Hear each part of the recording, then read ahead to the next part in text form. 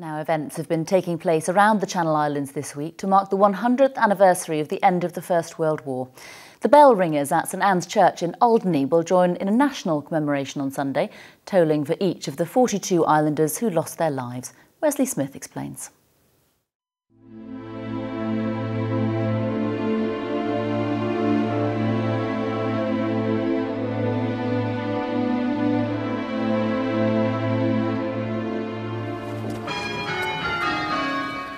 It is a long time ago, but that doesn't mean the impact of the 42 deaths of soldiers from Alderney is forgotten. Far from it, and this weekend of all weekends, in a series of events, Alderney remembers. Yeah, it's been quite moving, and of course the sound of Half Muffled is a very sombre sound, which is appropriate for this sort of ringing. The culmination comes on Sunday. Nationally, all bell towers are ringing at 5 minutes past 7 in the evening to sort of close the occasion of Sunday. Sally Bowen lost 3 uncles and recalls how that affected her family.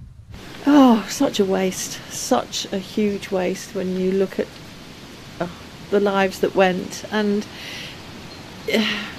my mother told me that these were her brothers.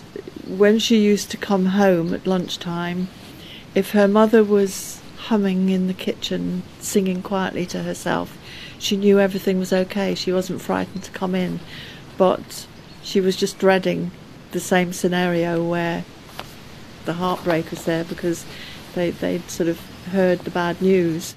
Alderney's archives hold first-hand evidence of the letter every family would dread. Their fears of the worst confirmed. Well, the impact on the community would be huge. There was just over 42, 43 people who actually gave the ultimate sacrifice and died during that conflict. And of course there'd be considerably more who were severely wounded and maimed. So it'd have had a massive impact on the island at the time. And there was no conscription here in Alderney. So the people who went to fight totally voluntarily.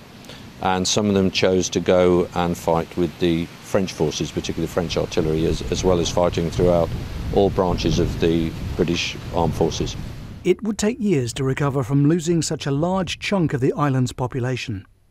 It's clear that 100 years on, the emotions surrounding the sacrifice of Alderney's men still run deep. Wesley Smith, ITV News.